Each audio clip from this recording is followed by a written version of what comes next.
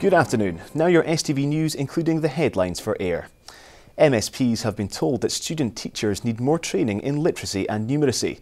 Giving evidence to Holyrood's Education Committee, one trainee teacher said not all graduates were numerate enough to teach 11-year-olds. They also heard from a head teacher who was quitting because she is exhausted. A search for a man feared to have fallen from an offshore drilling rig has been scaled back. The 49-year-old was on the Lloyd Noble installation around 90 miles east of Shetland when he was reported missing last night. An air search involving a Coast Guard helicopter has been stood down, but oil support vessels are continuing the search. 800 jobs are to go as part of the £11 billion merger between Standard Life and Aberdeen Asset Management.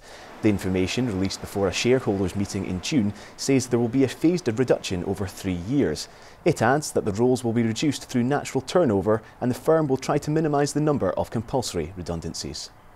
Shocking news, terrible news for these workers.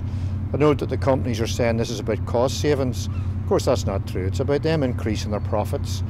We have to remember that these finance workers are the ones that contributed to the creation of those profits, and they should share in that success. They shouldn't be just dumped out onto the dole. A long-time university backer has left £750,000 in his will to support young classical musicians. Philanthropist Ian Tomlin's legacy gift to Edinburgh Napier University will be used to fund the study, teaching and performance of classical music. It will provide workshops and concerts as well as investing in equipment and teaching resources. And the main headlines in Ayr. The leader of North Ayrshire Labour Group says his party intends to continue running the authority as a minority administration. Joe Cullinane has ruled out forming a coalition with any other party after the Labour and SNP groups won 11 council seats each at last week's election. The SNP says it's open to discussions with Labour or 4 of the independent councillors, but won't work with the 7 Conservatives elected. And South Ayrshire Council is calling for the owners of 500 empty homes to ask for help to get them renovated and onto the rental market. The authority says it's brought 50 properties back into use in the last 2 years. And that's all for now. We're back again in an hour. But in the meantime, here's your local weather forecast.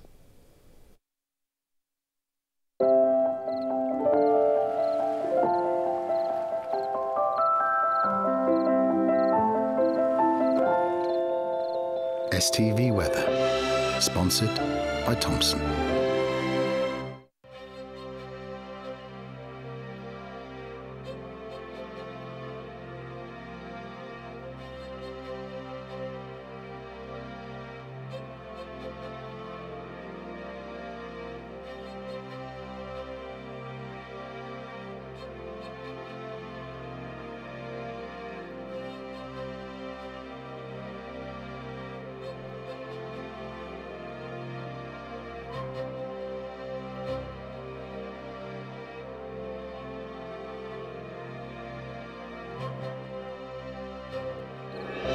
STV Weather, sponsored by Thompson.